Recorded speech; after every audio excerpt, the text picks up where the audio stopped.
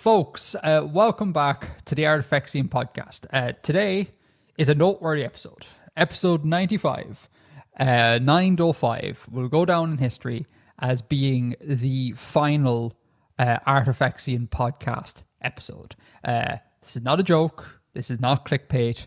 The show is unfortunately ending at the end of this episode. Edgar's leaving me. I'm leaving Bill. I've become fed up with Bill. He's just too handsome, and it hurts my sensibilities. I mean, guilty as charged. That's it. Real recognizes real. Yeah. So this is just a little disclaimer here. Bill and I will go fully into why the show is ending in the green room. In between this bookend and the green room, we're going to do a show like as normal. Because it just, I don't know, to me anyways, it just felt a bit weird just being like a 5-minute show just to be like, there will be no more shows. We may as well go out doing what we do best, and that is the standard Artifexian podcast format. So that is what we're going to do. Happy with that, Bill? Absolutely. Okay. So let's start with some follow-up.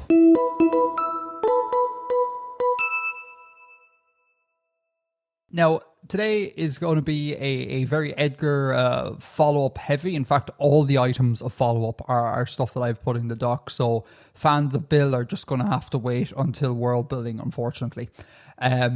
So the first thing is, these aren't really follow-up items, but just 2 plugs. I want to give a shout out, or I want to advertise Madeline James Wright's Worldbuilding Festival.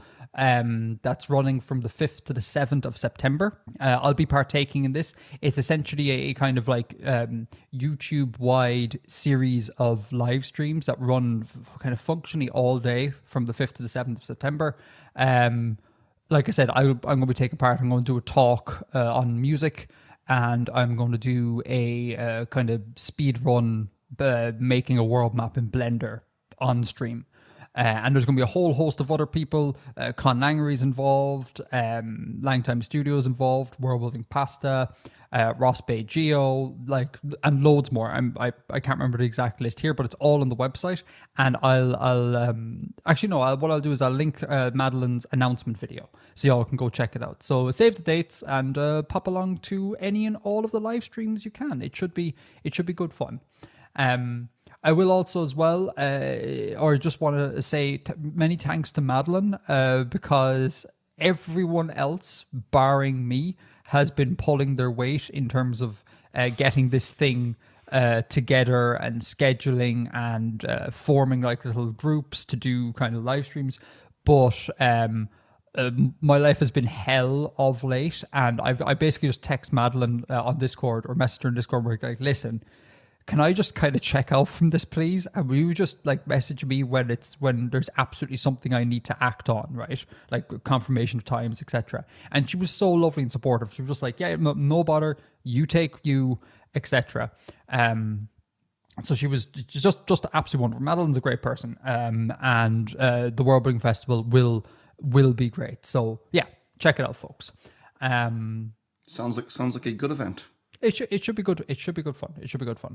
The other thing I want to plug is Kopikon II, Electric Boogaloo. So Kopikon is a language creation conference. Started, I don't know how many years ago now, 2 years ago? Last year? Something like that. By the Langtime Studio gang. Friends of the show, David Peterson and Jesse Peterson. We've had them on for past Christmas quizzes, and they've been class. So the first Kopikon was held in the States, and obviously, like, a whole bunch of European people can't make it to the States. It's not that easy to make that travel. So they've brought along the second installment of the Language Creation Conference, Kopikon II, and that's going to be held in the University of Edinburgh on October the 10th. Much like the Worldbuilding Festival, should be great crack. There's going to be lots of wonderful speakers. Biblaridian's there. Friend of the show, Kara Sarian's going to be there. Obviously, the Petersons will be there. I too will be there. I'm not giving a talk or anything. I'm just coming as a punter. So I guess if you want to meet me in Meat Space, you come along. But really, that should be the least of your concerns. Like, come along to listen to like the actual great conlangers talking about their trade. Like that's why you should be going. So I'm going to link to the website, the Kopikon website for y'all, and you can register there. And yeah, come along, say hi. I will say though, just for anyone who says hi, I need you to just understand that I am incredibly shy and very socially nervous. So if you come up and say hi, it's adorable. Thanks, man. Thanks. If you come up and say hi, there's a non-zero chance I'll just like, do something stupid or run away and cower in a corner because like I'm not good with social situations. It reminds me of the time years ago. Do you remember I on the podcast I said that I had been spotted in Dublin? Mm-hmm. I was getting on a bus and some lad just went, "Hey, you're Artifexian," and then my brain couldn't compute and the nerves set in and I just laughed to myself at the hilarity of the situation and like walked away, ran away. And I feel to this day, it's one of those things where, you know that sensation where you have a quiet moment to yourself and a cringe memory comes back and it just makes your spine crawl, your skin crawl. Oh my, yes. Yeah. That's one of those times. And I to this day, I'm kind of like, I wish I could meet that Artifexian fan once again and just be like, I'm actually a normal person. I'm really sorry. I'm just incredibly socially inept. So expect that if you pop along and say hi. I'm not good with people and groups and social settings. So, yeah. Heads up. But those are the two plugs: Worldbuilding Festival and Kopikon II. Come along to both if you can. Now, so that's the plugs. Now I have 2 points I have 1 point of follow up, and then I have just an email I'd like to respond to.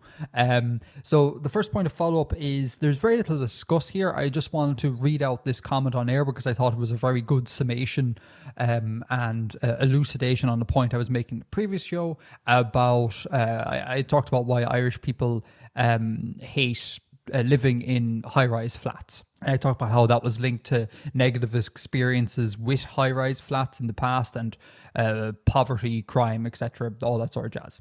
And this comes from at Seb Ramu, patron of the main channel. And they write, on the topic of class and high-rise/tower living, I think it's a matter of, quote, public housing projects, regardless of format. In almost every culture that has adopted them, they become slums. As the tenants do not own the property, there is little to no incentive to maintain the space, and urban decay sets in.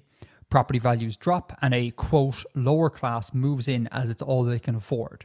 The correlation to increased crime is endemic to any poverty-stricken area and not a broad stroke paintbrush of living in such areas. So that kind of very neatly kind of surmises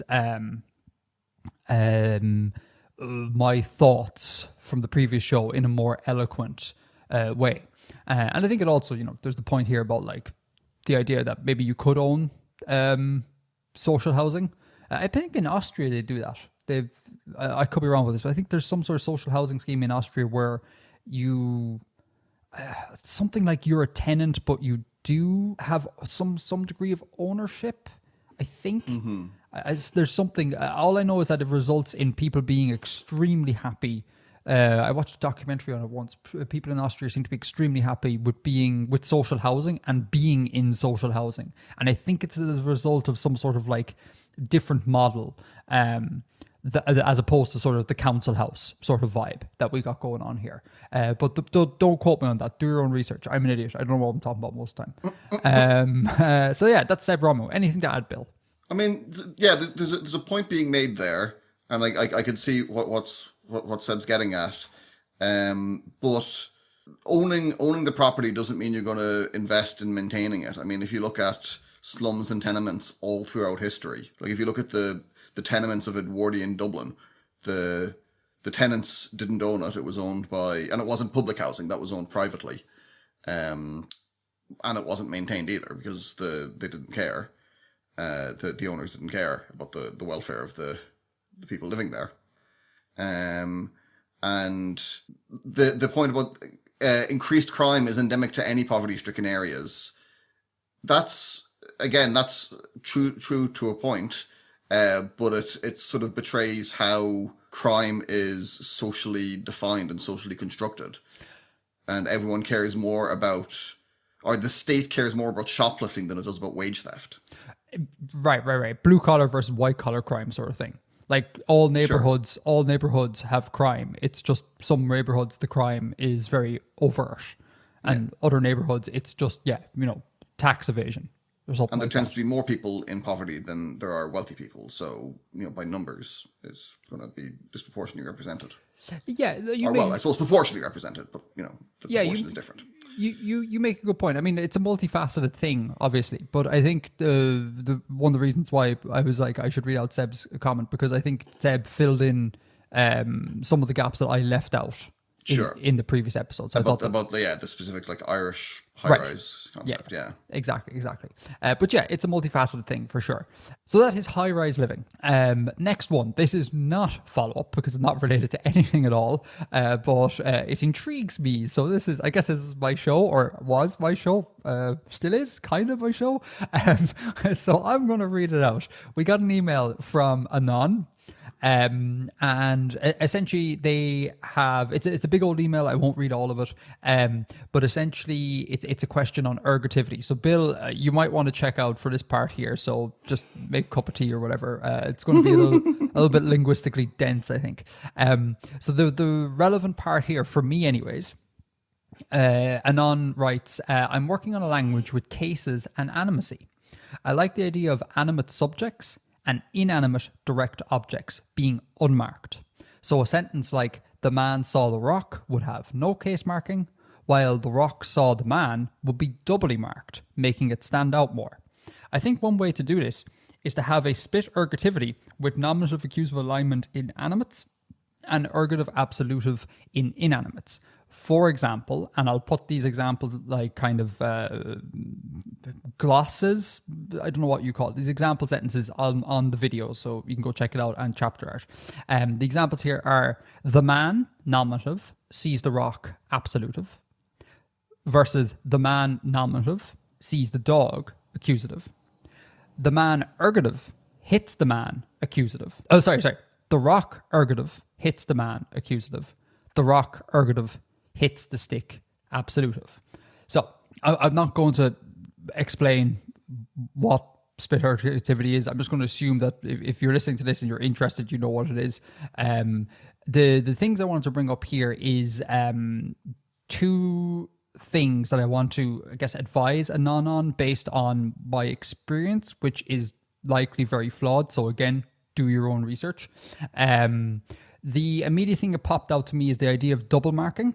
So the man saw the rock is unmarked, but the rock saw the man would be doubly marked. That seems odd to me, purely because I'm used to seeing, differential object marking. So it wouldn't be doubly marked. It would just be that the object receives different marking, either nominative or accusative, depending on the animacy of the direct object. The idea that the subject then would also undergo case marking, a case marking switch is, it strikes me as a little bit weird. I guess you could evoke things like quirky subject stuff there, but it just seems a bit off to me. Now, I could be entirely wrong, but it just seems a little bit odd. And remember, Anon, I don't know if you're doing the diachronic stuff, but if you are, a split ergativity or ergativity arises more often than not as a result of a passive construction. So if you think about the rock saw the man being doubly marked, you'd have to ask yourself, how's that coming from a passive construction? Because to my mind, if it comes from passive construction, it is you're going to get an unmarked case and an ergative case, an ergative and absolutive case there. So I would look into that a little bit more. The other thing with the example sentences that should still hopefully be on stream, it's the first two sentences I am totally cool with. I'm totally fine with it. That's just classic differential object marking. The second two sentences I'm a little bit less okay with.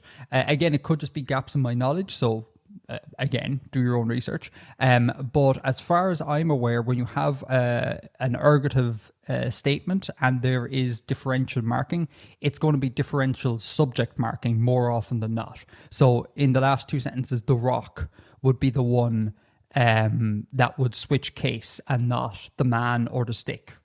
At least that's my experience. So I again, could be wrong. But I'm getting this from, I did a bit of research on this, a little bit of research. Now, admittedly, not as much as I would for a video or anything, but I came across the Oxford Handbook of Ergativity. And if you just read the sort of like abstract sort of thing, it implies in the abstract that more often than not, and I think the vast majority of the time, you will get that differential subject marking in ergative structures, whereas you can get differential object marking in nominative accusative structures. So those are the 2 points I would look into there and do a bit of research on that. Again, for the third time, disclaimer, this might be entirely solid and all of the linguists listening are going to be like, oh, what are you talking about? But those were my immediate concerns, and maybe there's something in there. At the very least, bit of food for thought. What do you think of that, Bill? Did we follow? I certainly had thoughts. They were not necessarily connected to the topic because were the thoughts it is not my forte. Were the thoughts like, God, I could be anywhere else in the world right now? No, they were thinking, God, this chair is very squeaky. I hope it doesn't ruin the recording. Oh dear. Well, it just means that we have a third participant in this show. Mr. Chair. So you said you were looking just the abstract of the Oxford Handbook of Ergativity. Mm-hmm. I do not own the Oxford Handbook of Ergativity. I'll send it to you. Do you have it? I do. Oh, fantastic. Well, then I might actually own it because I have a big cache of stuff that you have sent me. So I might actually own it. It didn't even occur to me to check that cache. Great, but send it to me anyways. That's cool. Anything else? No. Okay.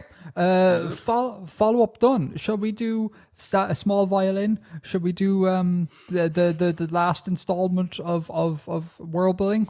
The final world building. The final world building.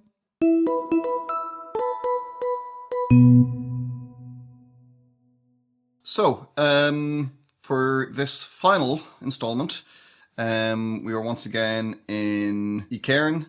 For anyone who hasn't listened before, weird place to start. Hope you are enjoying it.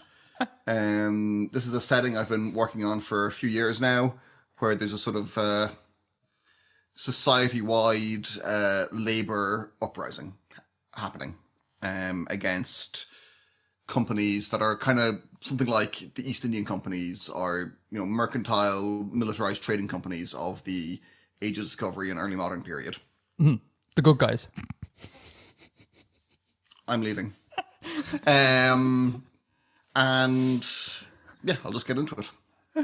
Oh, that's great. So given that I totally haven't just sprung this it's the last episode on you with no notice at all. I take it you have wrapped up the entirety of the narrative thread you've been weaving for the past, I don't know, let's say 5 years in this one document, correct?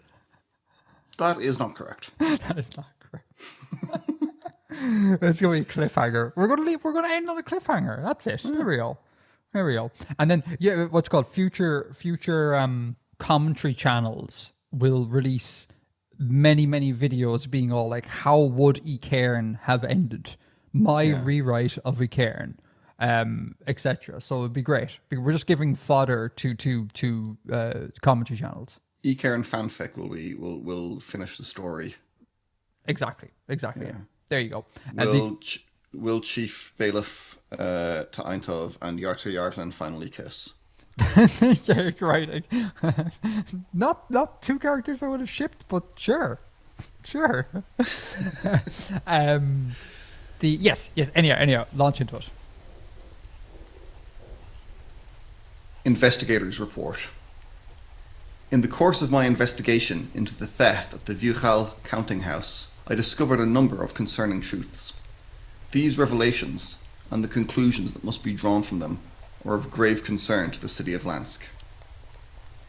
The following is an account of the robbery, based upon diverse accounts given by witnesses.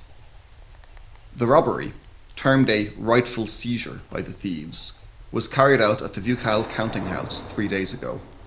A wagon loaded with explosive material placed against the building exterior was set alight, causing the device within to detonate. This brought down a sizable portion of the counting house's wall, allowing ingress to the vault within. Additionally, 2 passers-by were killed by the detonation, and a handful of others were wounded. A gang of 4 thieves rushed to enter the vault, while 3 others rushed to the door of the building and assaulted the guards, who were recovering from the shock of the explosion. While the guards were thus occupied, the thieves within seized as much currency as they could carry, along with assorted valuables, and cast incendiary devices upon the rest. All 4 thieves made good their escape, pausing atop the rubble to declare their act a righteous seizure of funds for the cause of agitation. 2 of their confederates engaged in assaulting the guards likewise escaped, while a third was wounded grievously by a truncheon blow and died shortly thereafter. While fleeing the site of their crime, the gang were heard to shout agitationist slogans, reported as, "We strike this blow for agitation," "Solidarity with the Nomadiers," "The popular executive lives," and "Mutiny." Due to the disorienting nature of the explosion upon the sense of the witnesses, I suspect it reasonable to doubt that all of these were uttered in the process of escaping, though the general impression of the statements may be considered as accurate. These are the facts of the case as generally understood, and as reported in the press. In the course of my investigation, I have uncovered the following additional facts. The thief slain at the counting house was identified as Keryan Afal of the Bolt district. This individual was known to me personally, and to several other bailiffs. Afal was a known member of the Rebel tendency, militantly opposed to agitation. During the recent insurrection, his brother was killed, allegedly at the hands of Lansk popular executive enforcers. His place of work was also destroyed, depriving him of his steady and prosperous employment as a printer's assistant and causing him to rely on casual labour, for which his temperament was ill-suited. Informants among the city's few remaining agitationist cells professed zero knowledge of this action. When questioned under significant inducement, none seemed to be aware of the theft's planning or operational details. According to our understanding, the few agitationists remaining in Lansk lack the ability or equipment to carry out actions on this scale, and since the insurrection have taken pains to avoid unnecessary deaths of groundsfolk. I consulted with the security office of the Valian Company, the operators of the counting house, and their understanding of the agitationists' current standing agrees with ours.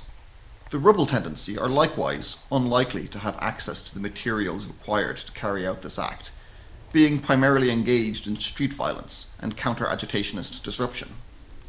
The conclusions that must be drawn from this are as follows. This theft was most likely not the work of agitationists. The action was carried out by at least one person affiliated with the Rebel tendency. It is probable that it was carried out with the assistance of a third party. The only actors capable of supplying these means are a trading company, either the Valdini attempting some complex scheme, or a rival company attempting a covert blow against Valdini interests. My investigation will continue. Bailiff Ebrach Temasvin, Lansk. Report to Chief Bailiff.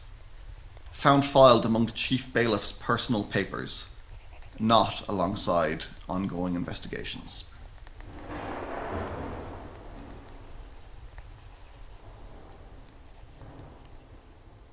What was a long one this month? No, that was a long one, sorry.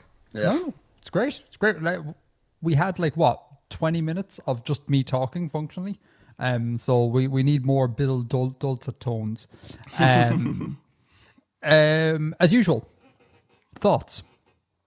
So I was recently reading a novel set in late Tsarist Russia, and it was from the point of view of various kind of state police forces, and also from the point of view of anarchists.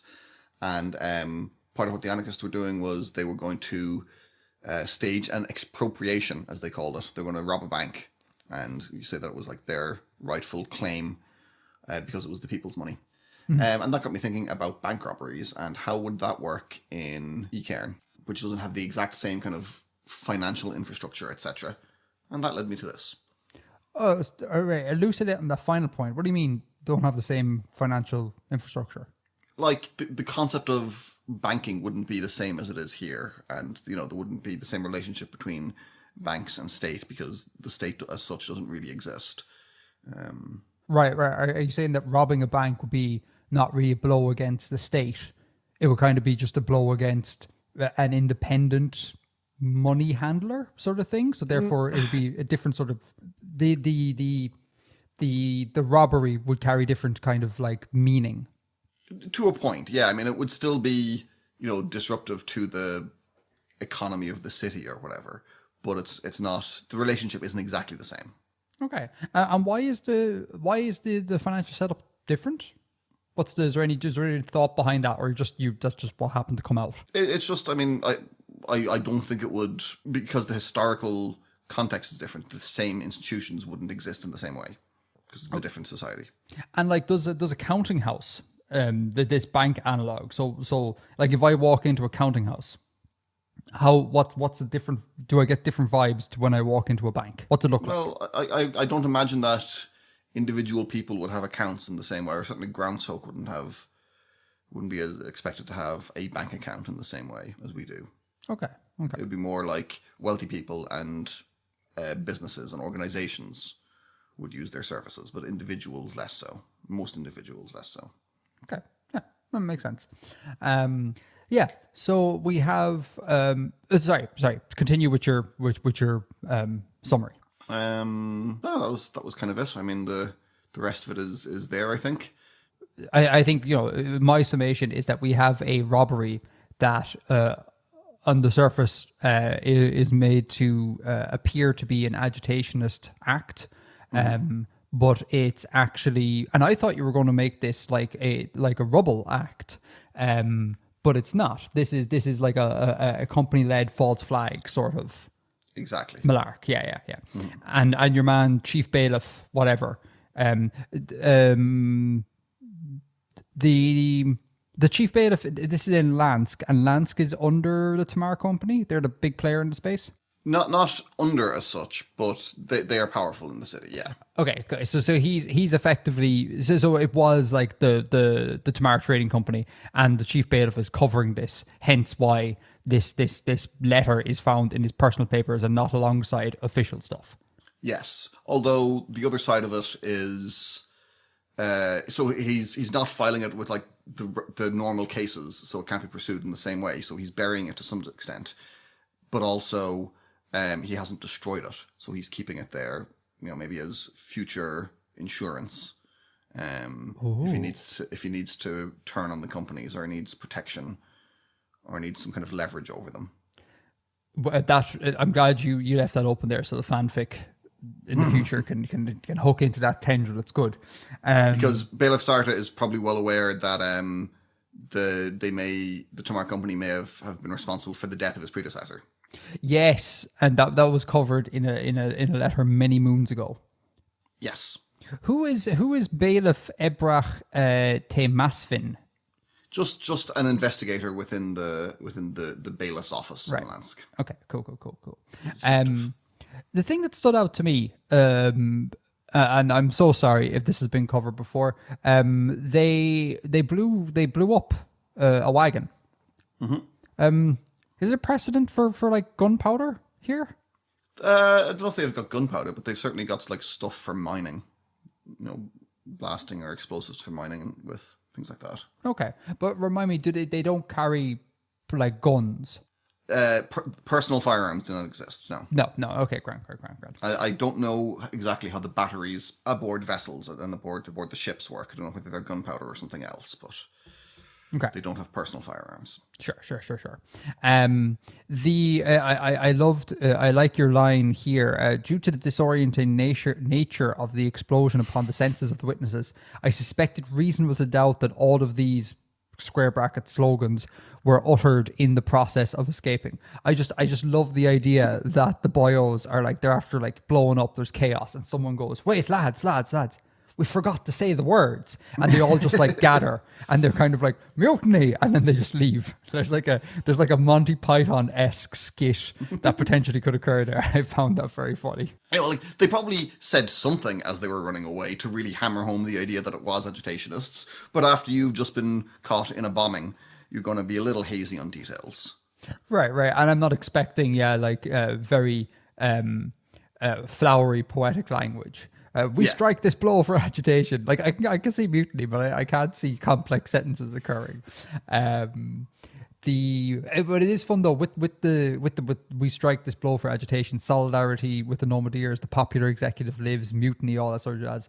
Before we find out that this isn't a good guys act in inverted commas, there's kind of like a real sense of like, go on lads, come on, get one back against the boys. Yeah, the popular executive does live, come on. And then you find out, oh well, no, it's not the agitationists at all. Another thing here is, tell me about this Kerrian Afal guy or girl, I don't know, of the Bolt district. So he's a member of the Rebel Tendency, which is like not exactly like an organization as such, but like a subculture of reactionary street gangs. Mm-hmm. And as it says, he was bereaved during the insurrection in Lansk, and it's thought that the agitationists were responsible for his brother's death, and his place of work was destroyed as a result of the insurrection. So he lost his job, and he's had to like just become a kind of a casual day laborer instead of his steady job he had before. Mm-hmm. So, and it goes on to say that at least one person affiliated with the Rebel Tendency took part in this. So that means that leaves the door open for being all the people may have been affiliated with the Rebel Tendency. We just don't have that data. Yeah, so, the only identified person is Kerrian Afal. Correct. So I wonder, so here's the thing I'm wondering, is this a rubble act that's been kind of an organic grassroots rubble act that's been kind of co-signed and supported by the companies? Or is this a company act in that they went and were like, you thugs do this? Because, I mean, not that it makes that much of a difference, but it's interesting to think which way it kind of arose.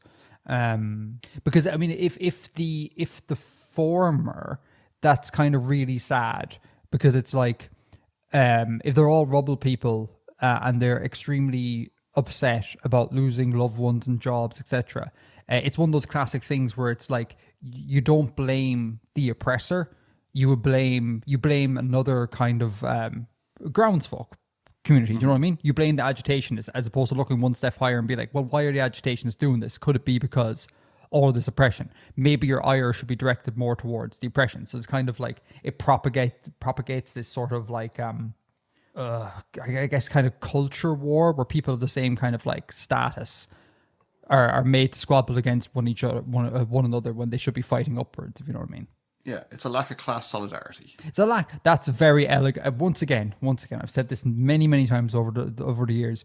I will take 2 minutes and burn 300 words to say a thing that requires about 5, and that's where you step in. It's a yin yang thing. Yeah, we complement each other, much like jalapenos complement a olive and pineapple pizza. Yeah, that was good. But yeah, so which one is it? Is this an astroturf? Is this astroturfed, or is this actually coming from the Rubbles, or do you care? I don't really care. And as you say, there's not a huge distinction between them. And it has been previously established that the Tamar Company are sort of sponsoring the Rubble to a degree. Mm-hmm. So whether it was they were given orders to do it, or they were actually led by company assets or company agents in doing it, or they were given the materials and left to their own devices, is, I don't know. I haven't decided. Mm-hmm. But it doesn't make a huge difference overall, I feel. And you won't decide. Unless, of course, you actually just in your spare time do this. I don't know if that's... is that a thing that you would do? Would you continue with eCairn in your spare time? Or are you kind of like, it's only a podcast project?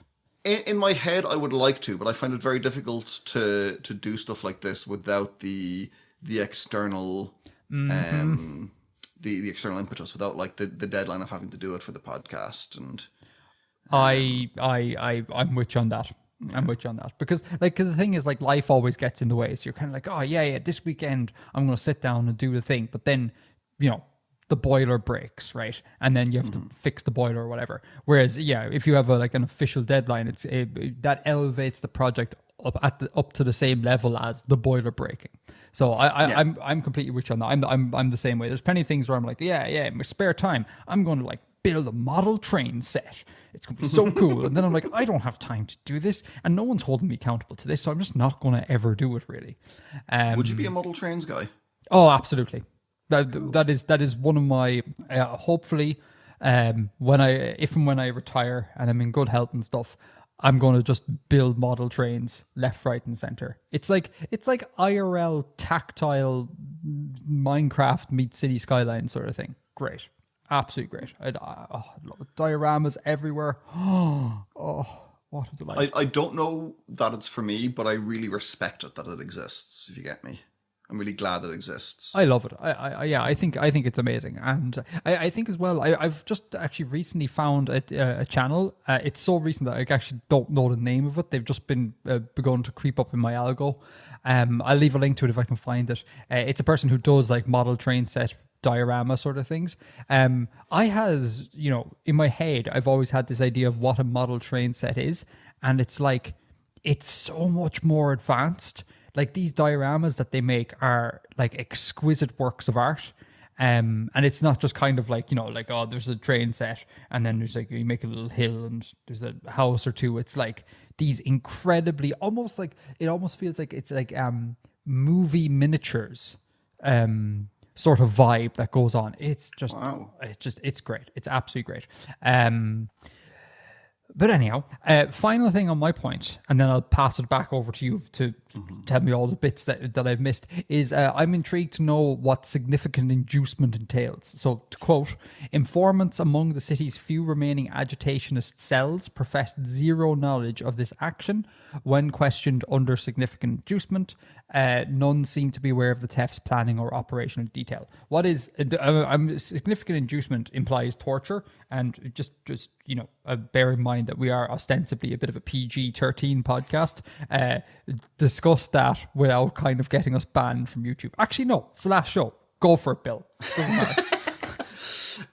So as you said that to me, I had literally just highlighted significant inducement in my own document to make sure I would return to that point if you didn't bring it up. Oh, in sync, baby. And it only took about 10 years. Yeah, so you're pretty much on it. It would be this has happened. Agitationists and the remnants of the insurrectionists have just blown up a bank. Why did we not know this was happening? Let's gather up all of our informants and ask them what the story is, and if they don't have anything to say, beat the tire out of them until they do have something to say. Yeah, no, but just elucidate on the beating the tar thing again. Like, are we talking just like physical, like violent assault, or I'm getting images of like the torture scene in GTA 5. Is there like a institutional mandated framework for quote significant inducement, or is it more kind of practical, hands-on, just knock around doors and kick people's heads in? I guess it would be you've got the people who you want the answers from, tie them to a chair and knock them around. I wouldn't imagine like dedicated torture chambers or anything like that. Yeah, and there's no like dedicated like I guess what would you call it, like torture physician sort of role. Like that's not a thing. No, just like whichever one of the bailiffs that you have handy is the biggest, thickest, ignorant. So and so. Yeah, no, I was going to use like culty, but that's not going to make sense to our international listeners. But then I guess I don't know if this is offensive. Can you replace that with like hillbilly? Might be offensive. That doesn't feel like it has the same connotations to me though. To be like a big ignorant guard. to be a hillbilly. It's not. I don't know. But like hillbilly cultures are the hillbillies of Ireland. I say this as a culture, right? So like Yeah, well, the same. I'm from the country. Like it's. Yeah. Well, I mean, you're inside the pale, so like, come on, let's not. Well, that's debatable. Okay. Well, I mean, there's levels here, buddy. I mean, sorry, I need to explain this for folks. Okay, culture. It's an Irish word. I don't know. Did it come from Hiberno English anyway? Yeah, but did it come from Irish? Do you know? I think the origin is unknown. It's either the theories I've heard are that it's either like a shortening of agricultural, like the culture there, or that it's from a place name like Kilchimach or something. I like it. You've got to love folk. So what does Wiktionary say? While you're doing that, so culture, Culchie, it's a Hiberno English word, and it just basically means rural person. Yeah, but it has kind of like, there is a negative connotation there, because you wouldn't just like, no one in like government is going to be like, we've spoke to the cultures and they want better roads. Like there's a sort of it's what's the word? It's a very mild pejorative, used by the out group. By the in group, obviously, we call ourselves cultures the whole time, and it's fine. We just make fun of it. Or it could be from Quilcha either. Oh, that sounds like a fairly plausible folk etymology. Anyway, so that is why I think it related to, not related to, that's the word I'm looking for, nearly equivalent of kind of hillbilly, because hillbilly to my mind. No. I agree. No, I'm explaining to the listeners, pal. No, I know you agree. I'm explaining to listeners, like it is our hillbilly. I think it equivalent to that. Yeah, I think a better word, but we don't want to get into to like the minutiae of Hiberno English and having to translate every single last word for the listeners. Don't. Well, I mean, I guess kind of this is about languages, but I think a better word to use would be the biggest, thickest, most ignorant roaster. That's the word you want to use. That really sells it. Roaster. Yeah, roaster. Do you know what a roaster is? No, that's not one from my. Really? Idiolect. Okay. So I guess I am going to explain this. Right. So folk etymology here. I don't know if this is actually the case, and I suspect you're not going to find this word in the likes of Wiktionary, because I think it is, like Bill mentioned, it's not. It's regional. As I understand it, this comes from roast potatoes, and the idea is that this is kind of like a roaster is a sort of like a country person that like. I don't know how to explain it. Like big mammy's boy, big thick lump of a lad, eats his roast spuds, is big and strong as a result of it, plays lots of ga. That's our national sport for listeners, etc. Very, very likely to become a guard, a policeman, that sort of context. So roaster is the word I would use as opposed to culchie. Because like, again, I'm a culchie, right? But I'm not a roaster. There's a difference there. Not all culchies are roasters, but all roasters are culchies. Yeah, that makes total sense. It's only to you and I. Everyone else is intuitively, I just got it. Like, as I said, I wasn't familiar with the word, but it immediately made sense to me. Yeah, exactly. Roaster. So, and you got to put stank on the S. Like, you don't say roaster; it's roaster. Oh, of course, yeah. Yeah, obviously. Where are we? Are we done? Are we finished? Significant inducement is what we were discussing. Yes. Yeah, I don't think there's like dedicated torturers and stuff. You just get whatever big lump happens to be nearby. Whatever giant roaster happens to be nearby. Okay, now that is all my points. Mm-hmm. Do you have any points remaining? The last conclusion that Abheskii lists here is that it is probable that it was carried out with the assistance of a third party. The only actors capable of supplying these means are a trading company, either the Valdini attempting some complex scheme or a rival company attempting a covert blow against Valdini interests. What he kind of hasn't suggested there is it is very much in the interests of the companies to keep the idea that there's a significant threat from the insurrectionists and the agitationists alive. So the false flag will help them perpetuate the idea that they need to be working against the agitationists, even though the agitationists didn't actually do it, but they are pretending that they did. False flag. Yeah. It's a false flag as opposed to like a strategic operation, which the strategic operations, well, militarily strategic, because the last two lines implies that this would be like a plan conducted by, a council of war or whatever. But this is optics. Yeah, I mean, as well, it is going to harm the Valdini company. It is going to give the Rubble more operating funds for their counter-agitationist activities. Maybe the company takes a cut as a kind of a black budget for doing more of this kind of stuff. But yeah, so just Bailiff Timasvin being who he is and what he is didn't consider that angle. Yeah, that makes perfect sense. Unrelated, I heard Mr. Chair in the background there, so I guess we definitely do have a third participant. I don't know if this bit was earlier said in the show or if it's cuttable material. Bill did say that the show might be interrupted by a postman at some stage, which is going to be great because then we have 4 participants occurring on this podcast. It's a packed house for this final episode. The locals have all come out in force to wish us well. Okay, right. Shall we do the world's quickest Abheskii conlang segment? Let's.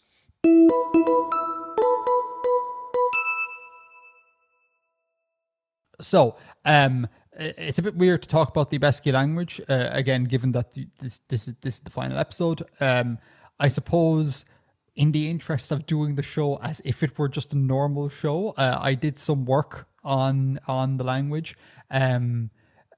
Again, not any of the stuff that I need to be doing, like the copula and things like that, or I would have needed to do like the copula and tam and stuff, because I was like, I need to sort out the dictionary, and I spent most of my time sorting out the dictionary.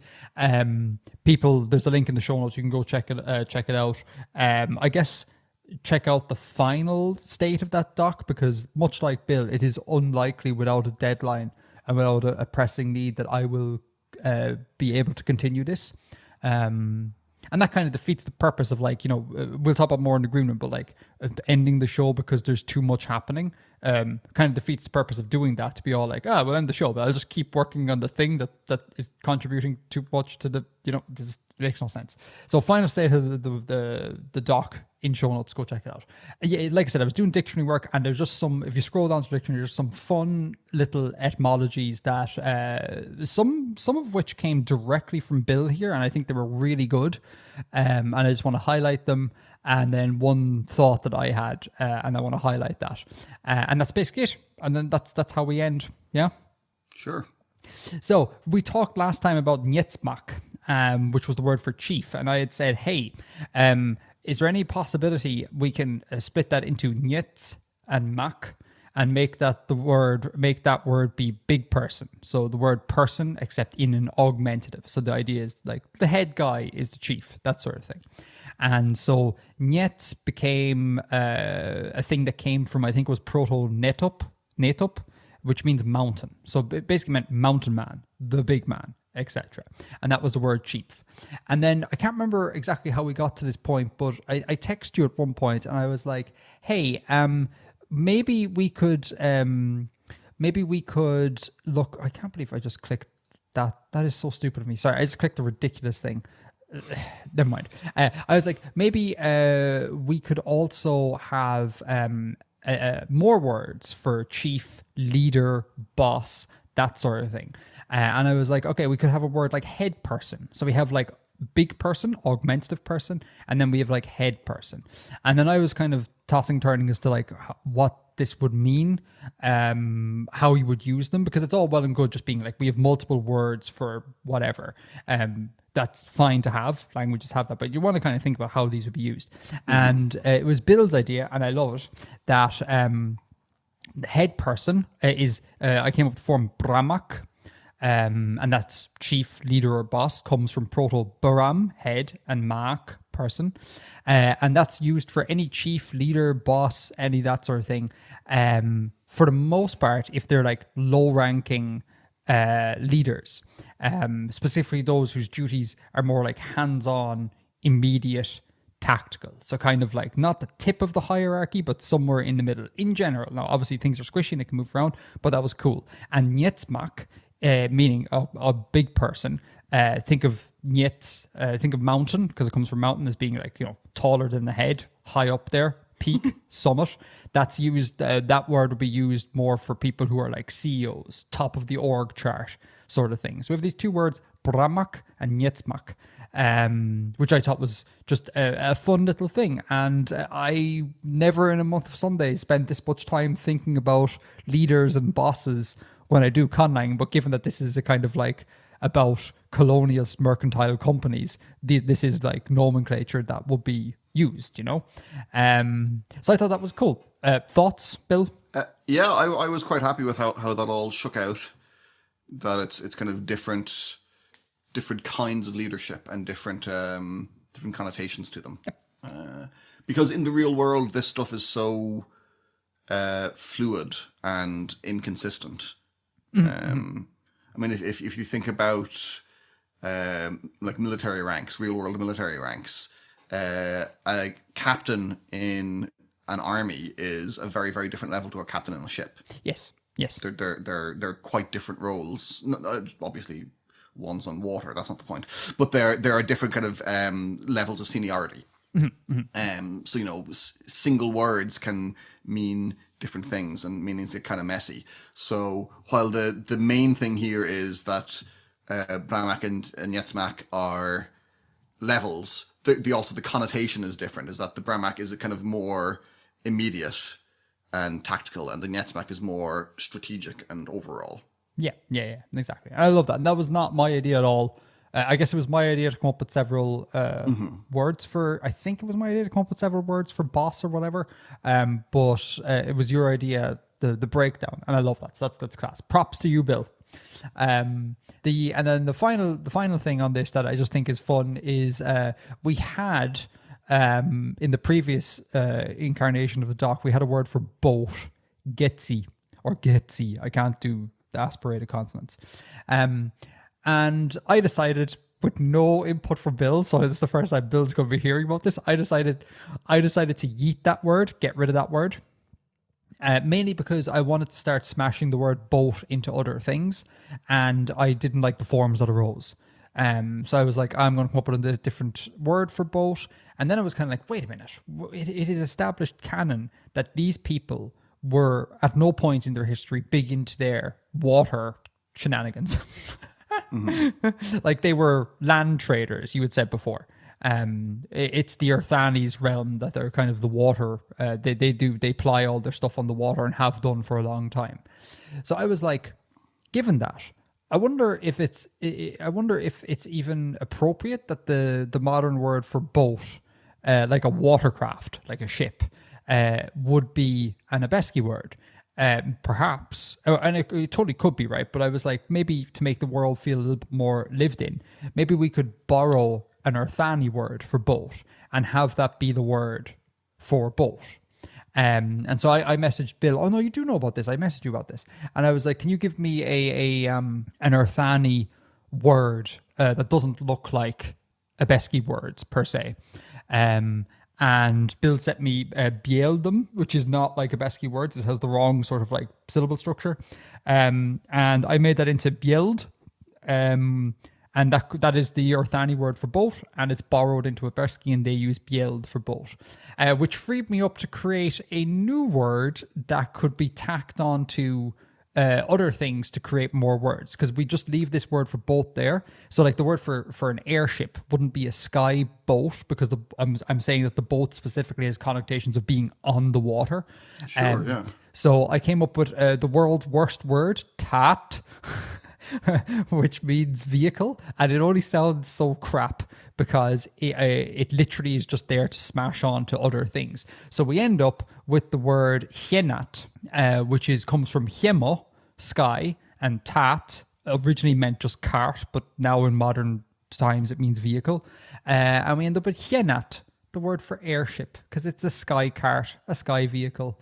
Nice. And yeah, and I would recommend is a strong word, but if you're interested, I would click on the link and go through the Abheskii dictionary. There's loads of little places where I just love dictionary work so much. It's so fun to just take stuff and just start smashing stuff together to create new things. Like we have a word for village now, or here's another one. We have a word for skeleton, framework, outline, or corpse, and that's kjoshe, and that's just the word for bone, kjoch, but put in the collective suffix. So all the bones taken together is a skeleton. Cool. So it's one of my favorite parts of conlang because it involves like little to no kind of like what's the word? Engineering, like thinking about how the logic of all these things work. It's kind of a bit more creative, being like, oh, this word and that word together make this. Whoa! And it's wonderful. And we have a word for village. Where's village gone? What was that? That was yum, wasn't it? Hold on, one second. And then I promise I'll shut up. The word for house, I changed this to yum. Sorry, but it used to be ayum, but I changed it to yum just to make it a bit shorter. And then obviously if you take all the houses in the collective, so a bunch of houses viewed together as a singular unit, that is obviously a village, right? So now we have yum, house, yumshe, a village, or a town, or a city district, because I was thinking about, you mentioned about wards or different districts in your cities. So the word yumshe will be applied to, can be applied to them amongst other words. Cool. So I just had so much fun. Go check out the doc, folks. But alas, that is the final installment, and this is unfortunately where Abheskii ends. Add that to the absolute pile of projects that I have started and not finished throughout my life. Google of people. A Google of people? You're like the Google of people. The way Google always like sets up services and discontinues them. But you're like good and not a horrible evil corporation, so Oh, yeah. Can we add what did you say mountain was? Nietsum?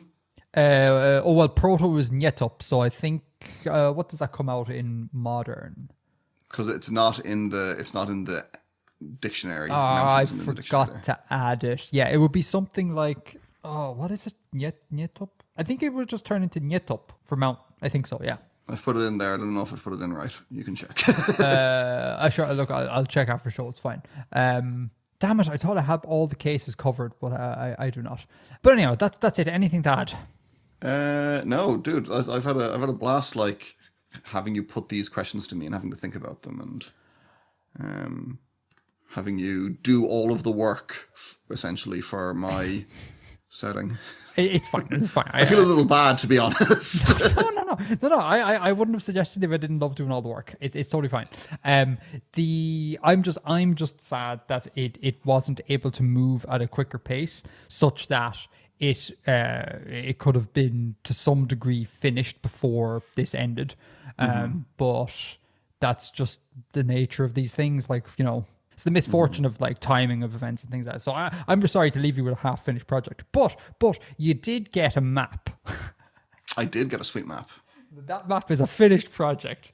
Happy days. So we've just not finished the setting of eCairn on your end, and I've not finished the language of eCairn, but we do in fact have a map. Cool. Right. On that, speaking of finishing, shall we move into Green Room? Let's move into Green Room.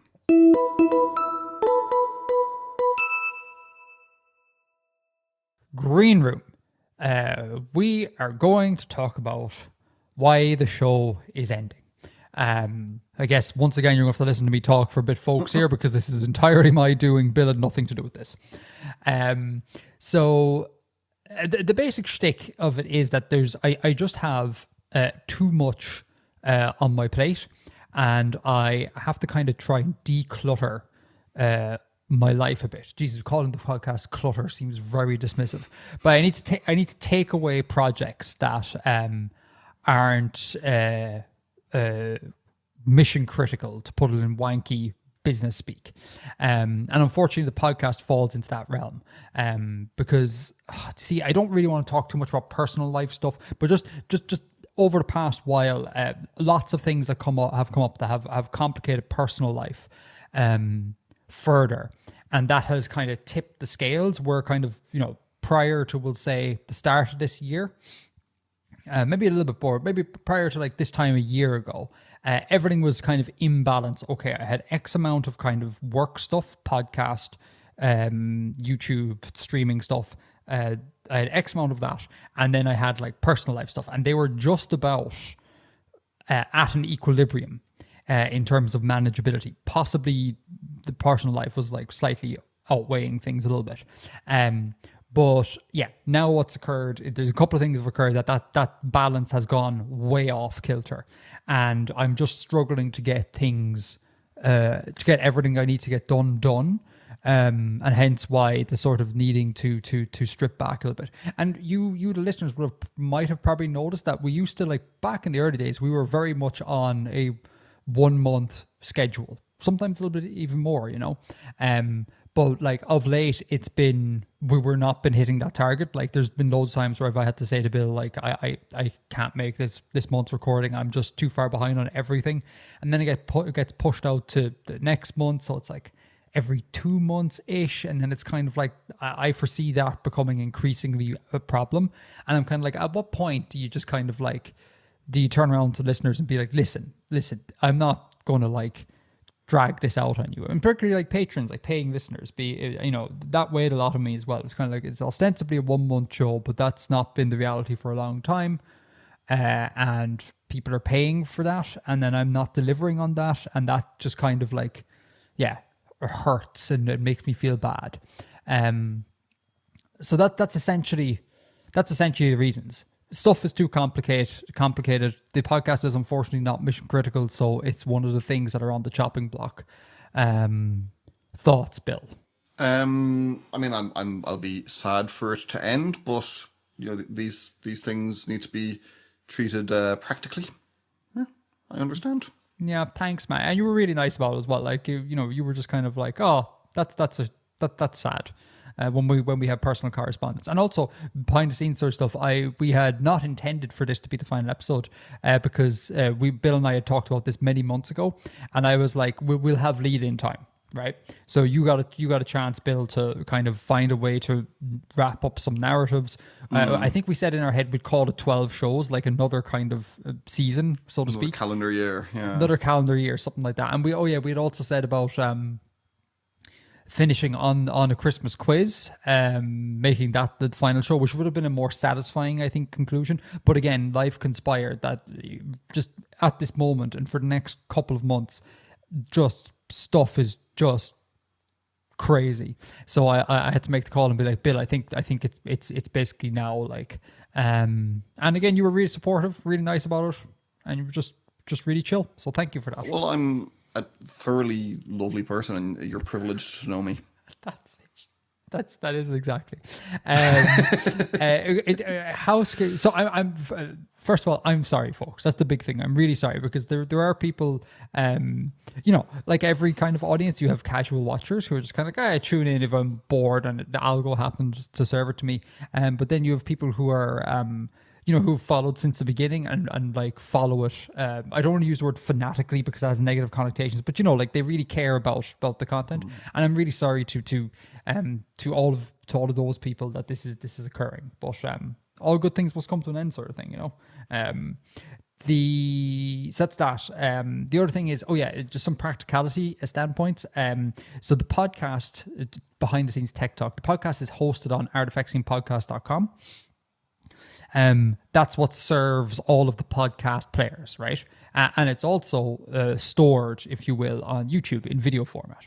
So what I intend on doing here is I intend on keeping the podcast site live for kind of as long as possible, until such a point as it makes no sense financially, because it costs me however many hundred of euro per year to host the website.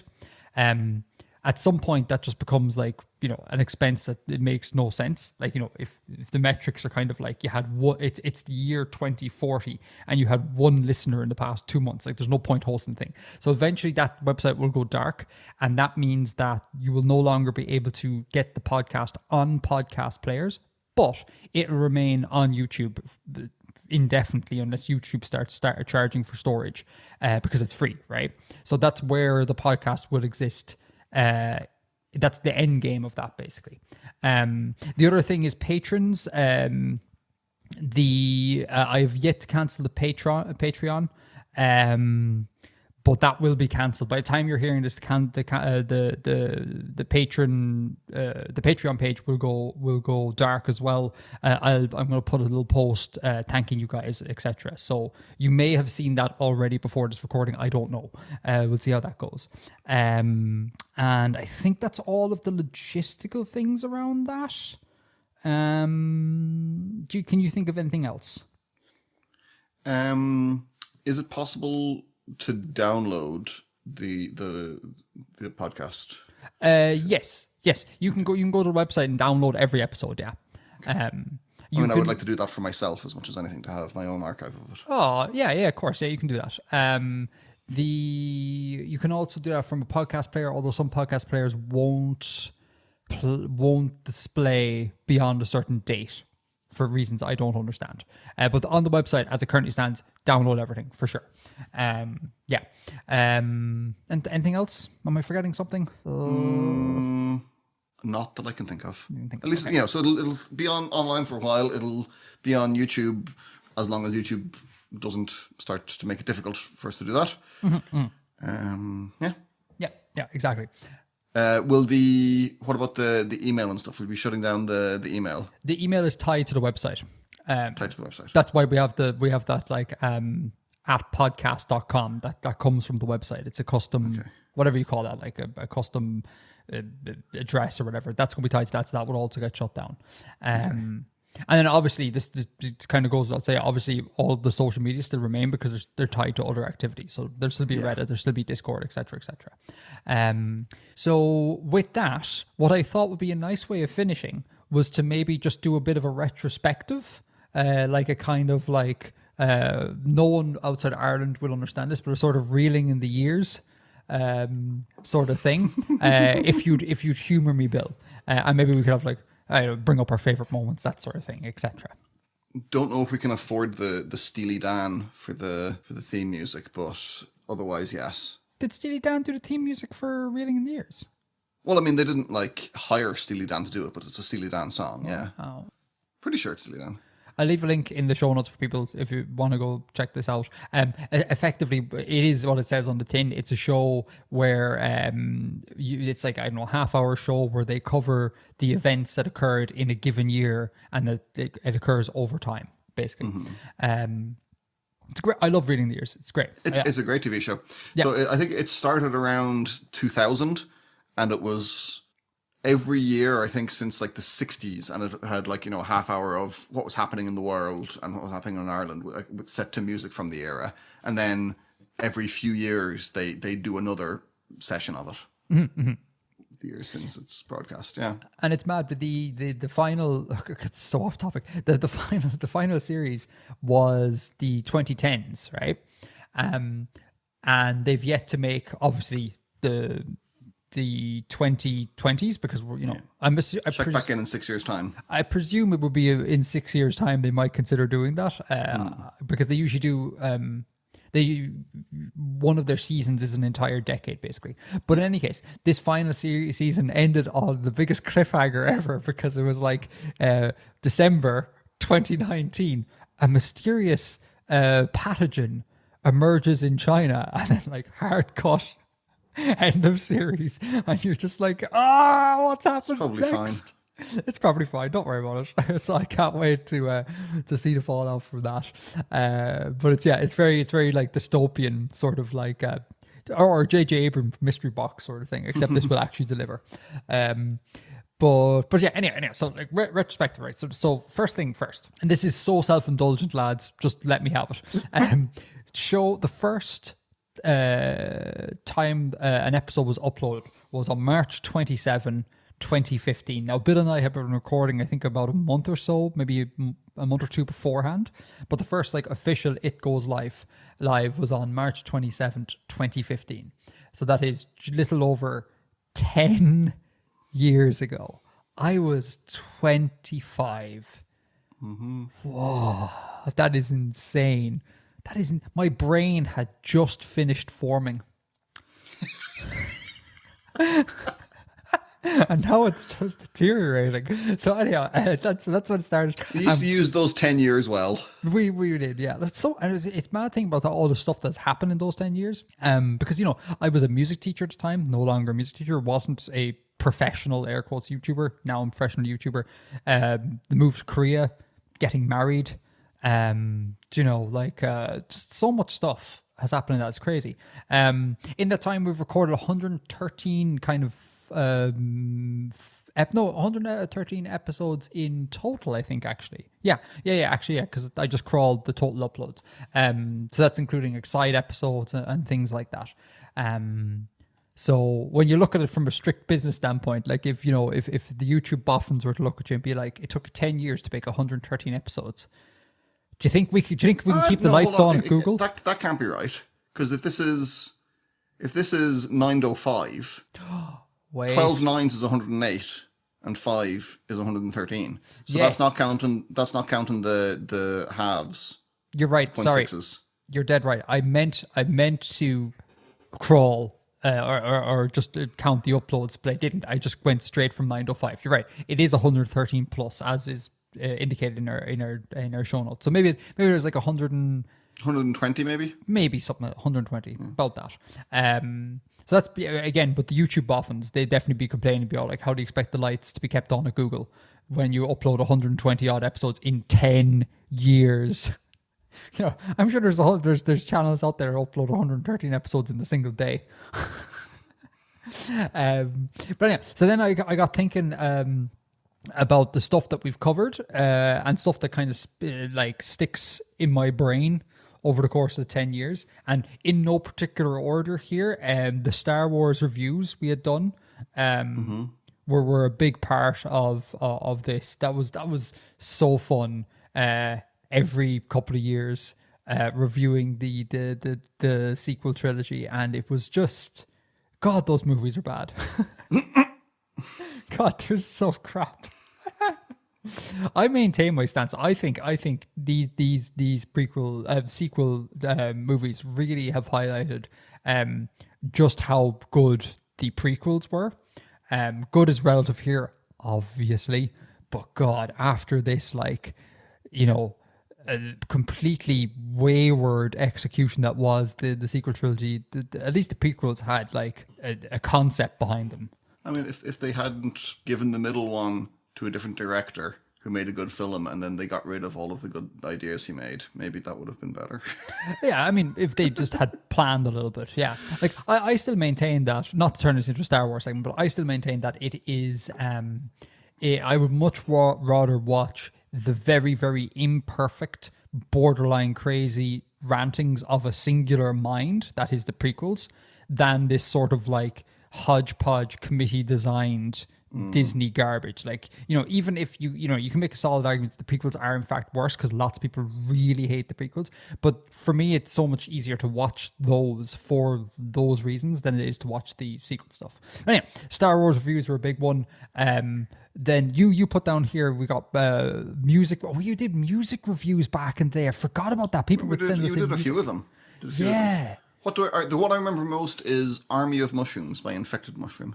Oh yeah, I had forgotten about it until this point, but as soon as you brought up Army Mushrooms, yeah. And we did book reviews, and as part of the book reviews, I discovered, I cannot remember who emailed us, but I discovered Broken Earth, which is the greatest fantasy series of books ever written. I love it so much, and that's fallen out of that segment entirely. Jade City was up there as well, and on those 2 points, those 2 books, the Broken Earth series and the Jade City series, the Greenbone Saga, I just got delivery of the Broken Earth RPG. There's a Broken Earth RPG? I thought you said there was you messaged me off air that there was a Jade City RPG. Is there both? There's both. Yeah, well, so the Jade City, it's I applied to the playtest. I haven't gotten the playtest materials yet.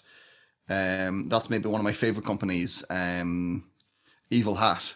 Really good game company, but I haven't gotten that yet. But I backed the Broken Earth RPG on Kickstarter, and the final full release just came out the other day. Wow! Yeah. Wow. Can you do 2-player games? Probably, yeah. Oh, we should meet up. This is actually a point. I was going to put this at the end, but I can put it now. But we need to endeavor, and this I'm more saying this for me because like there's you and one other person who I've kept in contact of the college friends. And in no small part, the reason why we're still in contact is this podcast. Sure. So we need to endeavor that even with this being finished, that we still maintain contact, right?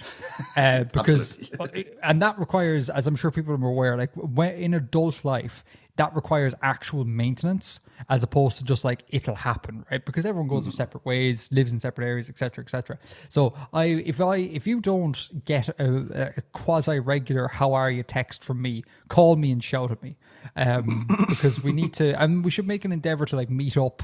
Like with, playing an RPG, for example, because it would be an awful shame if it was kind of like, we'll hang out for 10 years and then radio silence and you effectively lose a friend, which again, is so easy to happen in adult life. We need to I would rather that it didn't. I would rather that it didn't either, exactly. So we got book reviews, movie reviews. Oh yeah. Then another thing that sprung to mind was Betamax Crinkle Dash. You were really taken with that. Oh man, that is like it's a meme around the house. Like, and that was in like, again, I think it was in like 2015, 2016. So it's been a meme for like the guts of a decade. It is part of my psyche. Betamax Crinkle Dash. For anyone who doesn't know, real quick, Bill was, or is this a novel thing that you came up with, or is that a thing that people do? So it already existed that people would take Benedict Cumberbatch's name and make like humorous variations on it. But I got quite specific. Like some of them work. So I came up with a list of rules for ones that work. And then hence Betamax Crinkle Dash, because it follows your rules. We also had a listener code up a website that like auto-generated various. I forgot that. Yeah, I'll see if I can find the link. Again, there's a lot of stuff to be able to trawl through because this was like, again, guts of a decade ago. But yeah, that was so much fun. Betamax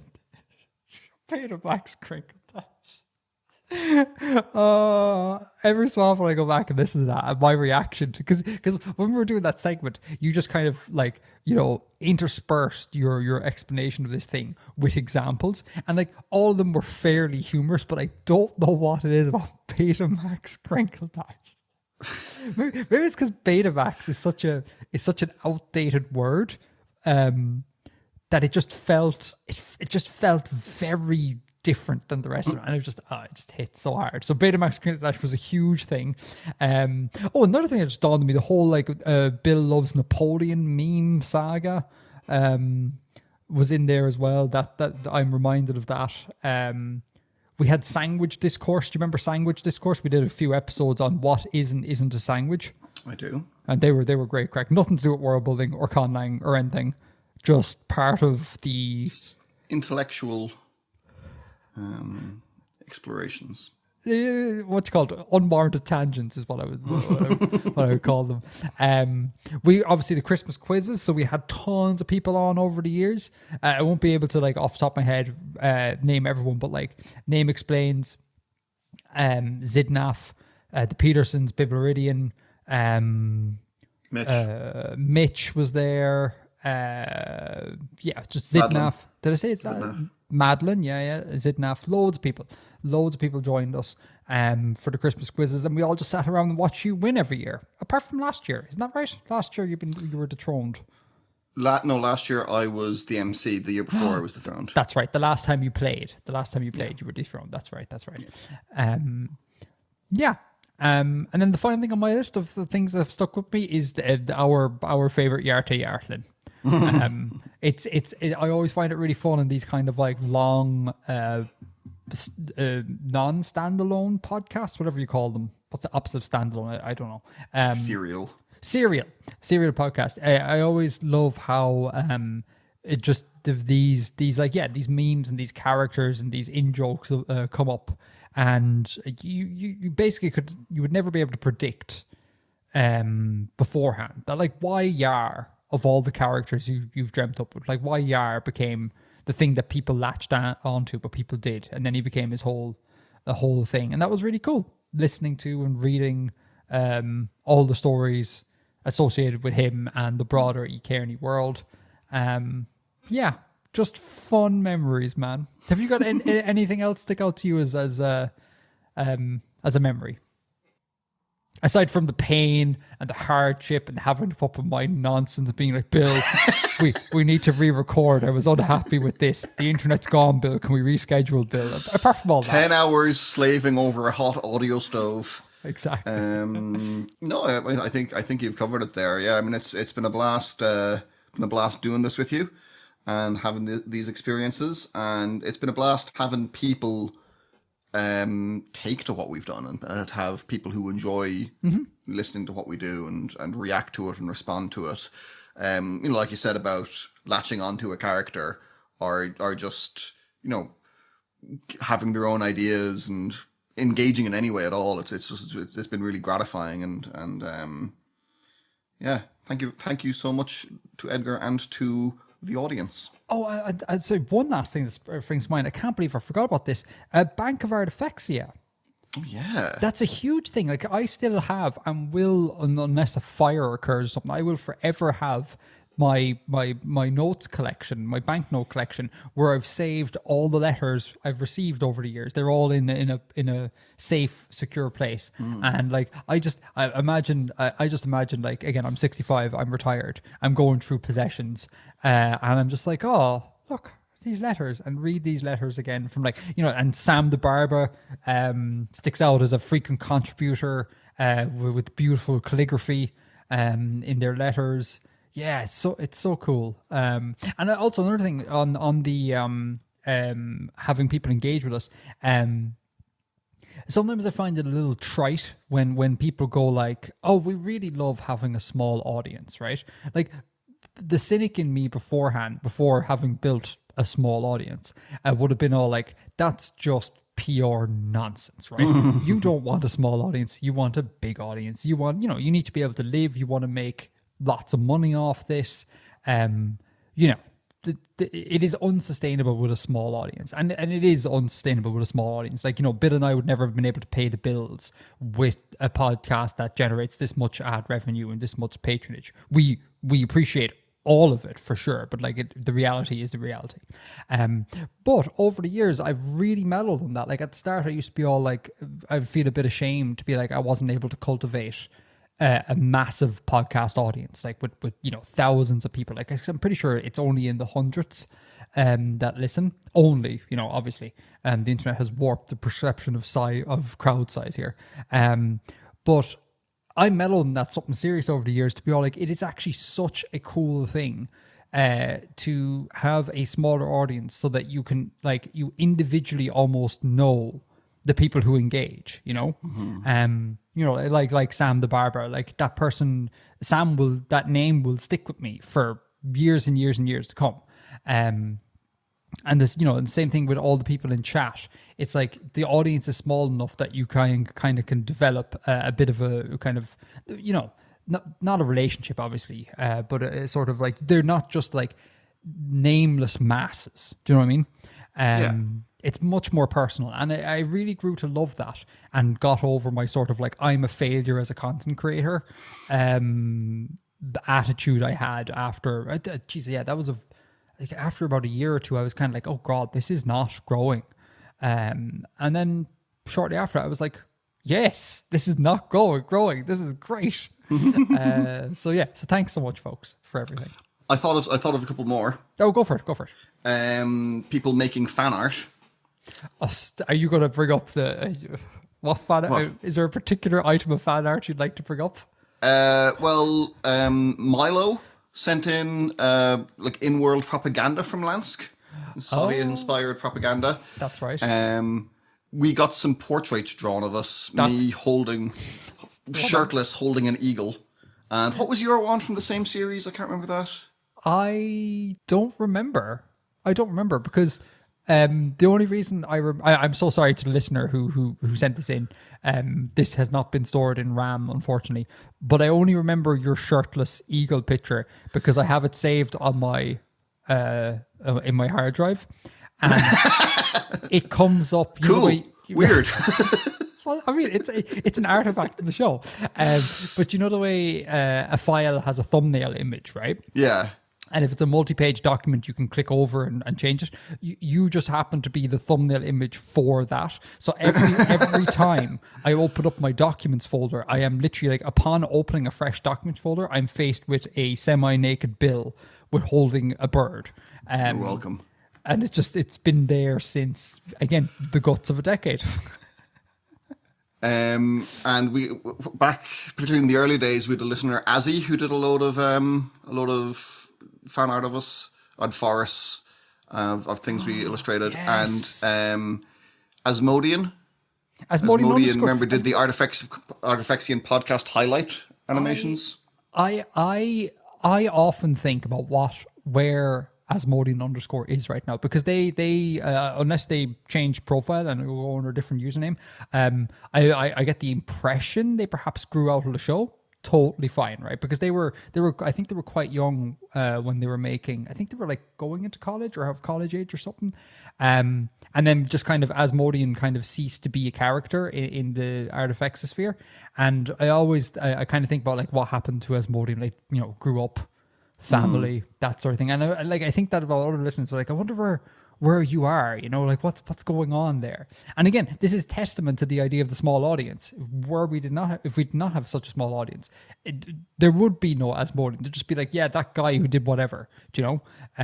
It would all be anonymous in a way, but that it's not now, which is awesome. It's been great. It's been great. So that's we will leave it there, folks. So unless you have more to add, Bill, I'm gonna do the final outro sequence. Well, how are you going to phrase it? Have you thought about that? Absolutely not. I never think about any of these things. It's all off the cuff. I'm like the Charlie Parker of the podcasting world. But I think the best way of doing this is thanks, right? So that's our episode, folks.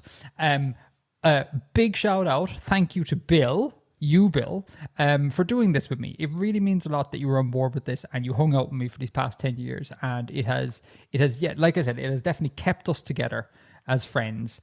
And I hope we maintain it. I owe you so much for this. So thank you so much. And thank you for having me. And yeah, it's honestly, it's been a blast. And thanks again to the audience, to all of you guys who have watched the show, all the patrons. Thank you so much for your patronage over the years. It meant the world to us. Like, you guys literally, you paid for my internet bill every month. I'm so incredibly grateful for that. It's amazing. So yeah, thank you to patrons. Thank you to viewers. And I guess we won't see you next time. But I want to wish everyone just the best of health and happiness going forward. And yeah, that's us. I had a suggestion. Yes. Instead of until next time, for the last time. How does that sound? That's great. I love that. I began panicking towards the end there, because I was like, oh, this is what Bill meant about how I'm going to do it. Because I was like, I'm just going to thank everyone. And then I went to say, oh no, I can't do that. So yeah, for the last time, Edgar out.